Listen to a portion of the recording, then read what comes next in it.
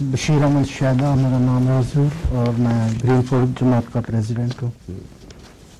میرا سوال حضور سے یہ ہے کہ پاکستان میں جو سیاسی تبدیلی عمل میں آئی ہے، کیا اس سے حالات بہتر ہونے کی توقع کی جا سکتی ہے؟ پہلے حالات سیاسی نقائص کی وجہ سے تھے،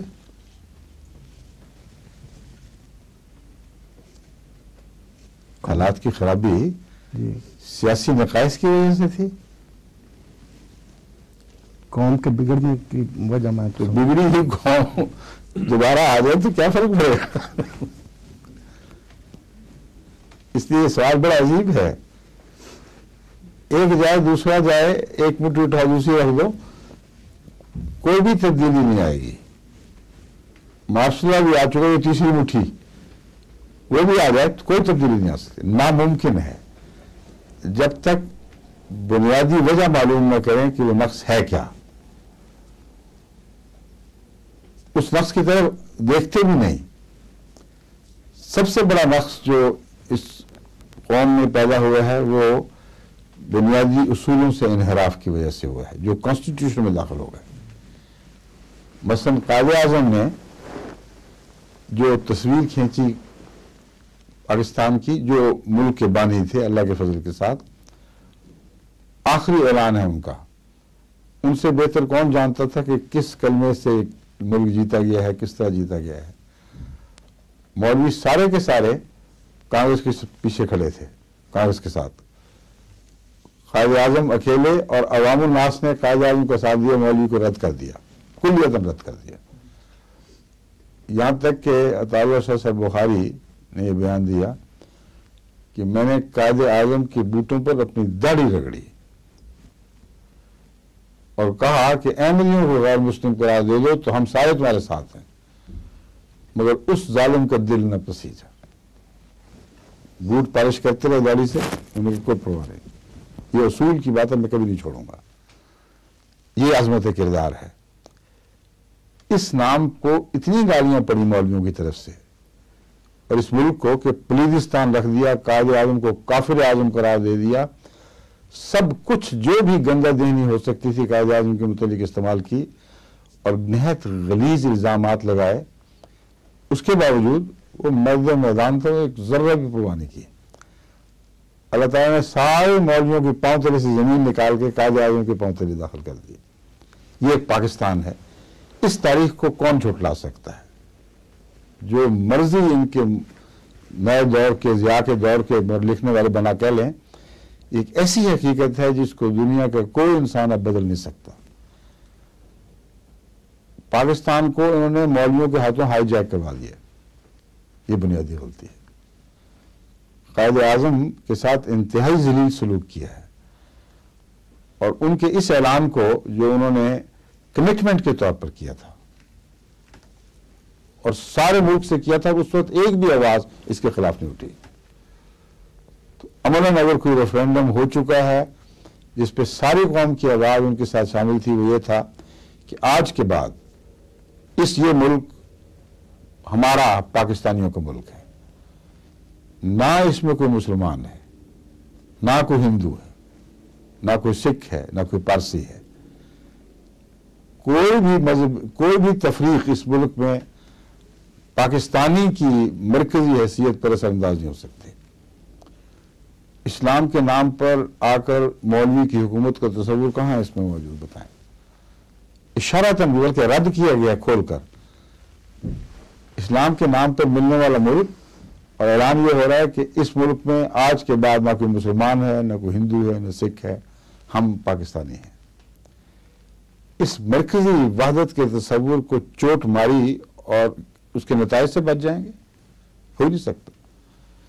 جس شاخ پہ بیٹھے ہوئے ہیں اس کو دوسری طرف سے جو جڑی ہوئی ہے درخت سے، وہاں سے آرے سے کاٹ دیں تو ہم اوپر بیٹھے رہیں گے، پاگل پن کے سوا کچھ ہو ہی نہیں سکتا۔ وہ کٹ گئی ہے شاخ، گر پڑے ہیں نیچے، اور اب دوبارہ دوسری شاخ ڈھونڈ لیں کہ اس سے یہی سلوک کریں، آرے اسی طرح ہاتھ میں پکڑے ہوئے۔ جب تک ان سے آرے نہ چھینے اس وقت تک، اور ان کے دماغ کو ٹھیک نہ کریں کہ جس شاخ پہ بیٹھا کرتے اس کو کاٹا نہیں کرتے، اس وقت تک ان کے بچنے کا کوئی سوال ہی نہیں پیدا ہوتا۔ جو مرضی زور لگا رہے ہیں. پہلے بھی فوجیں آئی ہیں, پہلے بھی حکومتیں تبدیل ہوئی ہیں, صدر بدلے گئے ہیں, نام تبدیل ہوئے, چہرے الگ الگ آئے, نئے نئے آ گئے, کوئی تبدیلی نہیں دیکھی گئی. بد سے بدتر ہوتا چلا گیا پاکستان. عصمتیں لٹتی گئیں, لوگوں کی ملکیتوں کا کوئی احترام نہیں رہا, نہ جان کا, نہ مال کا, نہ عزت کا, نہ ملکیت کا. دشمنیاں پھیلتی چلی گئیں, راشن کوف کلچر جاری ہو گئی, اغوا اور اس کے ذریعے پیسے لوٹنا, چھوٹے چھوٹے بچوں کو ذبح کر دینا کہ اغوا کے پیسے نہیں دیے گئے, اور عورتوں کی سر عام بے حرمتی پولیس کر رہی ہے اور رقص کرایا جا رہا ہے ننگے. یہ پاکستان ہے. اس کو جو بدبخت بلوچستان کہتا تھا, اس نے یہ بلوچستان بنایا ہے. قوم کی آنکھیں نہیں کھل رہی پاگلوں کی.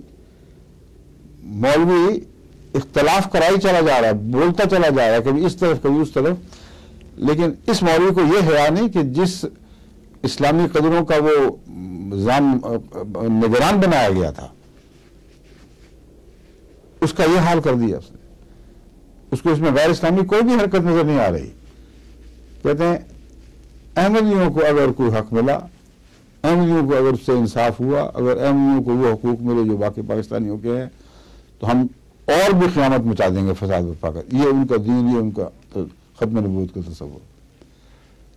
تو ایک بگڑی ہوئی منحوس صورت کو آپ اپنے اوپر نازل کر لیں اور پھر چمٹا لیں ساتھ, وہ پیلے تسمہ پا بن جائے, آپ کی گردن میں اس کی ٹانگیں لٹک جائے اور وہ آپ کی گردن کا پھانسی کا پھندا ہو جائے, اس کو آپ نظر ہی نہیں آ رہا.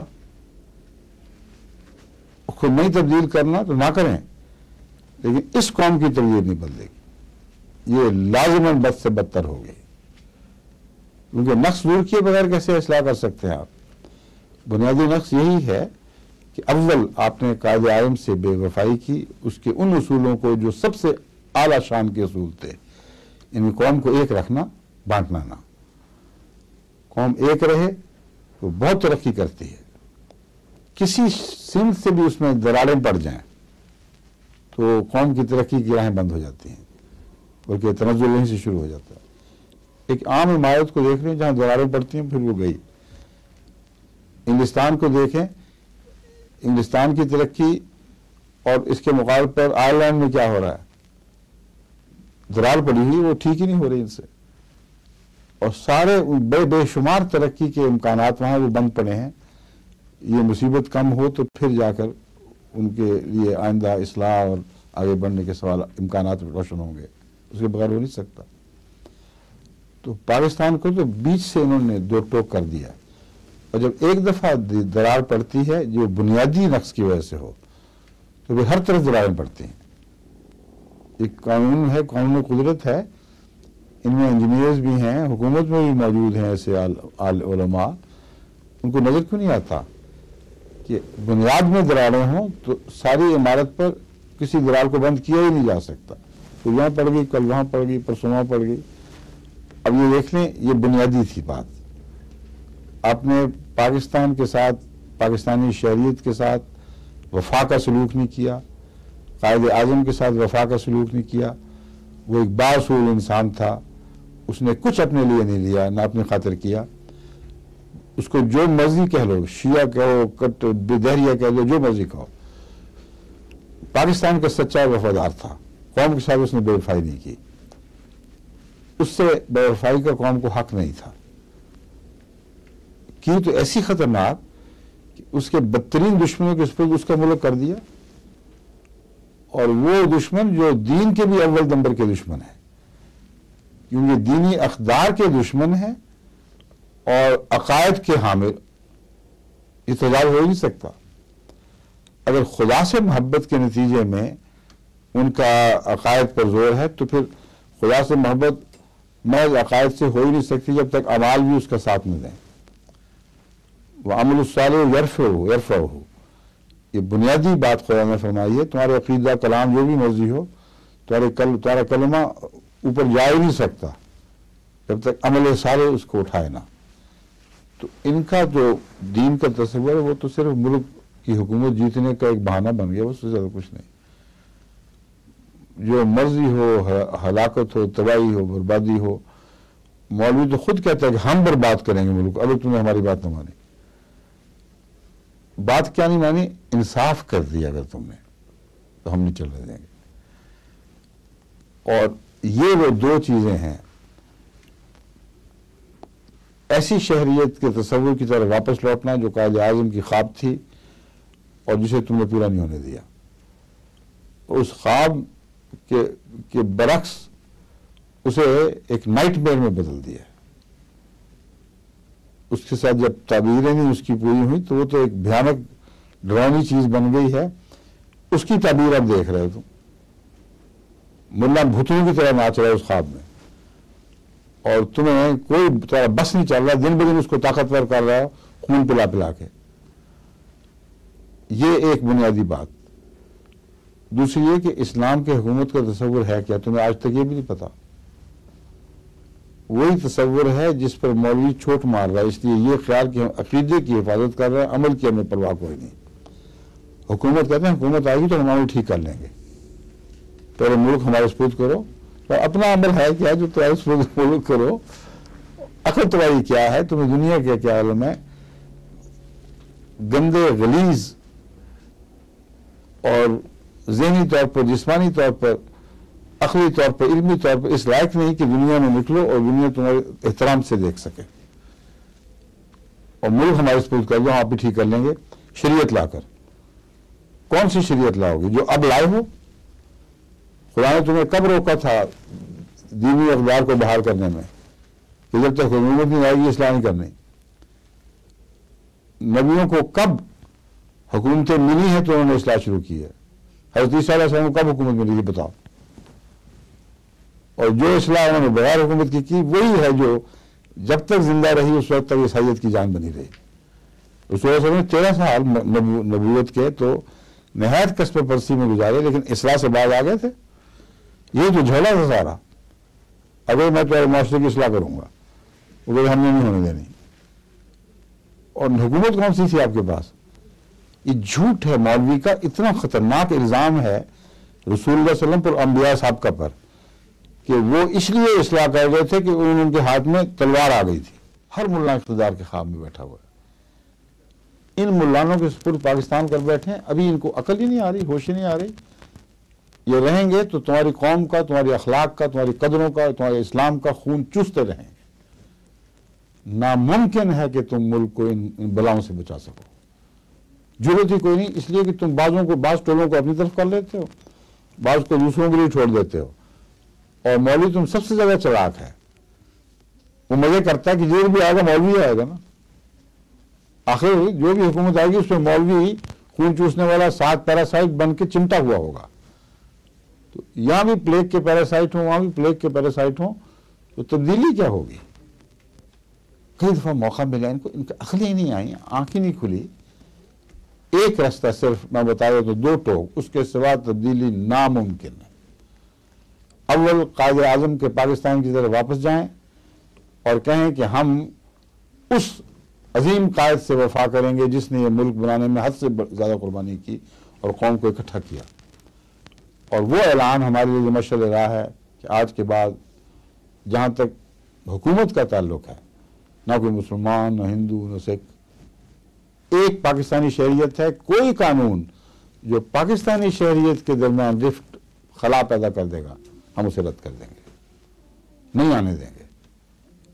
یہ قانون بنائیں کہ اگر کسی نے الیکشن میں کھڑے ہونا ہے تو اس کے اوپر سائن کرے کہ میرا یہ عقیدہ ہے اور میں کوئی ایسی قانون سازی میں حصہ نہیں لوں گا، نہ سوچ سکتا ہوں جس میں پاکستانی قوم کسی پہلو سے بھی، مذہبی پہلو سے یا صوبائی پہلو سے یا دوسرے نظریاتی پہلو سے دونیم کی جا سکے، پھاڑی جا سکے۔ دوسرا، عدل پر یہ حملہ آور ہیں مسلسل، یہ سلوک اس سے کرو گے تو یہ ہوگا، اس سے کرو گے تو یہ ہوگا، عیسائی کو یہ حق نہیں ہے، اسلام مسلمان کو یہ حق ہے، اور فلاں کو یہ حق ہے، فلاں کو حق نہیں ہے۔ یہ حقوق انہوں نے بنائے ہوئے ہیں اپنی طرف سے، اور حکومت اسلامی ہو۔ اب اسلامی حکومت کون سی ہو یہ بھی نہیں پتا۔ اتنا بیوقوفوں والا نعرہ ہے کہ حکومت پہ مجھے غصہ بھی آتا ہے، رحم بھی آتا ہے، چڑھ جاتا ہوں کہ تمہیں اتنی عقل نہیں ہے کہ ان کی گراؤنڈ پہ ان کو مارو، ان کو بتاؤ کون سی شریعت ہے۔ 1400 سال میں جو تمہارے علماء نے شریعت کا حال بگاڑا ہے، ہر عالم نے الگ شریعت پیش کی ہوئی ہے، ایک بھی نقطہ شریعت کا نہیں جس پہ تم سارے متفق ہو۔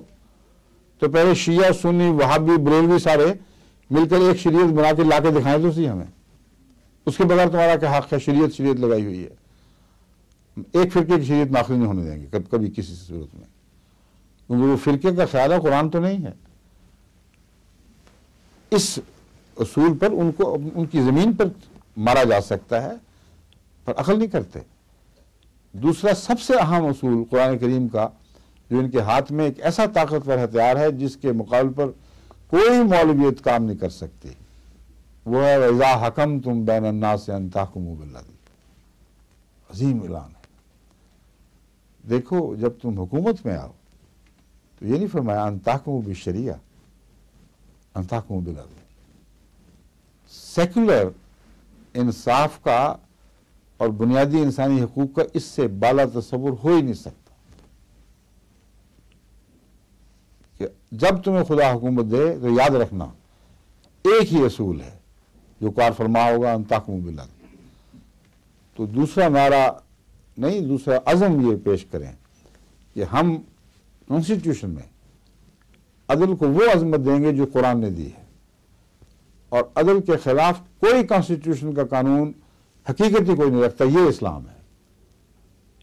اس کے بعد جو تمہارا انفرادی اسلام ہے، تم جو مرضی کرتے پھرو، نمازیں پڑھو، عبادتیں کرو، صدقے دو، خیرات دو، زکوٰۃ دو، تمہارا کام ہے، ہم کب روکتے ہیں تمہیں؟ لیکن لازم نہیں کریں گے، خدا نے لازم کیا، ہم کون ہوتے ہیں لازم کرنے والے؟ تو ہمارے لازم ہونے کا انتظار کر رہے تھے۔ اور یہ بھی دیکھیں کیسے چور بہانے بنائے ہوئے ہیں، یہ شریعت لاؤ جیسے افغانستان میں آئی، اپنا شریعت کا تصور ٹھونسو، نمازیں فرض کر دو، ٹوپیاں پہنا دو سب کو، اور عین نمازوں کے وقت تھانے دار اور پولیس والے سانٹے لیے ہوئے اور گولیاں بندوقیں پکڑے ہوئے پھریں، اور جو نماز پڑھتے ہوئے نہ دیکھیں، کسی کو گھر میں بیٹھا دیکھیں، اس کو بے شک ذبح کرو، جو مرضی کرو، اور وہ یہ عذر کرے کہ میں بیمار ہوں، تو پھر اللہ بہتر جانتے اس سے کیا ہوگا، کتنے ڈاکٹری سرٹیفکیٹوں کی ضرورت پڑے گی ہر روز۔ ایک نیا میڈیکل پروفیشن ایجاد ہو جائے گا جو نماز اسپیشلسٹ ہوگا، کہ روزہ اسپیشلسٹ، زکوٰۃ اسپیشلسٹ۔ یہ پاگل پن کبھی خدا بھی کر سکتا ہے، نعوذ باللہ من ذالک۔ رسول اللہ صلی اللہ علیہ وسلم نے تو اپنے آپ کو یہ اجازت نہیں دی کہ جو نماز پڑھنے نہیں آئے ان کے خلاف تعزیری کارروائی کریں۔ میں اگر میں اجازت دی ہوتی میں کرتا، مگر نہیں۔ انما انت مذکر لست علیہم بمسیطر، تو مذکر ہے، مسیطر داروغہ نہیں ہے۔ مودودی صاحب کہتے ہیں کہ ہم مذکر نہیں ہیں، یاد رکھو، وہ رسول اللہ صلی اللہ علیہ وسلم ہوں گے اگر ہیں، ان کا بھی انکار کرتا ہے، مگر ہم داروغے ہیں، ہمارے سپرد یہ تھانے داری کی گئی ہے کہ ہم زبردستی ٹھیک کریں گے۔ تو وہی جاہلیت اب اس طرح اچھلتی ہے کہ وہاں افغانستان میں کہ تلوار کے زور سے تمہیں نمازیں پڑھائیں گے۔ اب تلوار کے زور سے تو نمازیں نہیں پڑھائی جا سکتی، جو مرضی کر لیں، اور وہ شریعت چاہتے ہیں۔ یہ سوال یہ ہے کہ جب تک تلوار نہ ہو، تم اگر نمازیں نہیں پڑھتے تو تمہاری تلوار کی نمازیں خدا کو کیسے پہنچیں گی؟ لا اکراہ فی الدین کا یہ بھی معنی ہے کہ دین اگر تم نے جبر سے کیا تو اللہ کو اس کی کوڑی کی بھی پرواہ نہیں، رد کرنے کے لائق ہے۔ تو یہ سارے مسلمانوں کا دین خدا کے حضور رد کروانے کے لیے کوشاں ہیں، یہ ان کا دین ہے، یہ ان کا اسلام ہے۔ اس حالت میں اس پاکستان کی کیسے اصلاح ہو سکتی؟ عدل دیکھیں کتنا خوبصورت نظام ہے۔ اللہ تعالیٰ فرماتا ہے جب تم حکومت میں آؤ یہ اعلان کر دو کہ خدا نے ہمیں عدل کے قیام کا حکم فرمایا ہے حکومت کے وقت۔ اب ہماری نظر میں دیکھیں قائد اعظم کے ساتھ کیسا اطلاق پا جاتا ہے۔ ہماری نظر میں، حکومت کی نظر میں اب نہ کوئی مسلمان، نہ ہندو، نہ سکھ، عدل ہے جو بنیادی انسانی حق ہے، ہم اس سے حکومت چلائیں گے۔ اور یہ اگر کانسٹیٹیوشن میں دو باتیں رکھ دیں کہ پاکستان پر رہنما اصول قائد اعظم کا تصور ہوگا جو نہ صرف یہ کہ اسلام سے متصادم نہیں بلکہ اسلام کی بہترین تصویر ہے. بس اس عدل والی آیت کی حکومت ہوگی اب. اس کے سوا، اس مضمون سے وفا کے سوا نہ کوئی الیکٹ ہو سکتا ہے، نہ اس کی کوئی امید ہوگی، نہ کہ کانسٹیٹیوشن چلے گی، نہ اس کے خلاف کوئی جسٹس فیصلہ کر سکے گا. یہ بنیادی حکومت ہے، یہ بنیادی قانون ہے. اب جس ملک میں عدل قائم ہو جائے اور اس کے خلاف ہر تقاضے کو اٹھا کر باہر پھینک دیا جائے، جہاں قائد اعظم کے تصور کی حکومت ہو کہ ملکیوں کو آپس میں پھاڑا نہیں جائے گا. پاکستان نیا جو ابھرتا ہے، دیکھیں کیسا عظیم شان ہے. اتنی طاقتیں اس میں ہیں اللہ کے فضل سے. یہ اصول مان لیں تو آج جو حکومت بنائی گئی ہے، اس کو ساری قیامت تک لوگ دعائیں دیں گے پاکستانی، جب تک پاکستان خدا قائم رکھے گا انشاءاللہ، کہ یہ حکومت پہلی آئی ہے جس نے عظیم انقلاب برپا کیا ہے، جس نے ہماری ساری کھوئی ہوئی قدریں واپس کر دی ہیں. مولوی کو مسجد میں دھکیلیں، گلیوں میں نکلے تو اصلاح کے لیے نکلے. اگر نفرت کے لیے اور پھاڑنے کے لیے نکلے گا تو یہ جرم ہوگا اس کانسٹیٹیوشن کے لحاظ سے. اگر مطالبے کرے گا عدل کے خلاف تو اس کو سزا ملے گی، کیونکہ تم نے کانسٹیٹیوشن کی بے حرمتی کی ہے اور قرآن کی کانسٹیٹیوشن کی بے حرمتی کی ہے. سارے مسائل حل ہو جاتے ہیں اگر یہ دو اصول پکڑ لیں اور ان نئے اصولوں پر پھر انتخاب کروائیں، ورنہ چہرے بدلے جائیں گے جو 1000 دفعہ ہم دیکھ چکے ہیں. ہر نام پر، ہر نقاب کے پیچھے بدی ہی آئی ہے اوپر، کبھی ہم نے نیکی کو آتے نہیں دیکھا، اور ملک کا حال اچھا کرنے کی بجائے بگاڑتے چلے گئے ہیں. اس لیے یہ ہے اصل. اس لیے ان خوابوں میں نہ رہیں کہ حالات تبدیل ہو گئے، ملک میں پتہ نہیں کیا انقلاب آ گیا. یہ بڑے بار بار ہم نے دیکھے ہوئے ہیں. بات وہی ہے جو میں امرؤ القیس کے شعر کی پیش کیا کرتا ہوں ہمیشہ، کہ الا ایھا اللیل الطویل والانجلی بصبح فمل اصباح منک بامثلی. اے طویل اندھیری رات، بہت ہو گئی، اب تبدیل ہو جا. تھکا ہوا آدمی پاکستانی کہہ رہا ہے یہی، اے اندھیری اب بس کافی ہو گیا، اب بدل جا. بصبح، صبح میں. لیکن ٹھہرو، صبح بھی تجھ سے بہتر کیا آئے گی؟ اے رات، تیری تبدیلی کا فائدہ کیا اگر تجھ سے بہتر صبح طلوع نہ ہو، اور وہ بھی رات جیسی بھیانک آ جائے. میں سمجھتا ہوں امرؤ القیس کا سارا دیوان ایک طرف اور یہ شعر ایک طرف. اتنی گہری انسانی فطرت اور نظام کے عدل میں بدلنے کا قصہ، اس کا مضمون یہاں بیان کر دیا کہ ہمیشہ کے لیے ایک زندہ شعر ہے یہ. رات کو بدلو تو ایسی صبح میں جو رات سے بہتر ہو. اگر ایسی صبح آئے جو رات کو بھی شرما جائے تو بدلنے کا کیا تمہیں حق ہے؟ فائدہ کیا اس کا؟ پاکستان میں یہ ظلم ہو رہا ہے. ہر صبح جو اب تک آئی ہے وہ رات سے بھیانک آئی ہے. جہاں تک اس صبح کو لوگوں نے رات دیکھنا شروع کر دیا، اس کو صبح سمجھ کے ویلکم کیا تھا، اٹھے تھے، منہ ہاتھ دھوئے تھے کہ اب صبح ہو گئی. دیکھا تو وہ تو پہلی رات سے بدتر تھی. پھر کہا بدلو اس کو. پھر صبح لانے والوں کو سب سے خبیث، بدتر، ذلیل جلوس نکالے گئے، ان کے جنازے پھرا دیے گئے ملک گلیوں میں، آگیں لگا دی گئی ان کی پتلوں کو. پھر کہا ایک اور صبح طلوع ہوگی، کچھ اور لوگ آ گئے، اس کو بھی بڑا ویلکم، صبح ہو گئی، صبح ہو گئی، بڑے نعرے مارے. تھوڑی دیر کے بعد پھر کتا، ذلیل، خبیث، بدتر کر کے جوتیاں مار مار کے ان کو نکال دیا. تم نے تو اور بھی بدتر روشن دن لائے ہو اپنی طرف سے، اور بھی بدتر دن چڑھا دیا. تو یہ جس ملک کی تقدیر بن گئی ہو، اس سے آپ کیا توقع رکھ سکتے ہیں؟ جو میں باتیں بیان کر رہا ہوں، مانے نہ مانے، ان کو ٹال نہیں سکتے، کیونکہ یہ قرآن کے اصولوں پر مبنی بات کر رہا ہوں. کوئی دنیا کی تقدیر اس قرآنی تقدیر سے ٹکرائے گی تو پاش پاش ہو جائے گی. یہ اپنی قوم کی حالت اگر بدلنا چاہتے ہیں تو سن لیں جو بھی اس وقت کنجی بردار بنے ہوئے ہیں، یہ پہلے کریں، الیکشن بعد میں لائیں. پھر دیکھیں خدا کے فضل سے ایک نیا ملک ابھرے گا، اور پچھلے سال کی ساری جو آپ نے عمر ضائع کر دی ہے اس کو بڑی تیزی سے وہ واپس لائے گا ان کھوئی چیزوں کو. اور انشاءاللہ تعالیٰ پاکستان دنیا کا عظیم ترین ملک بن سکتا ہے اگر ان اقدار کے پیچھے چلے. اب اجازت چاہیے، میرا خیال وقت ہو گیا ہے.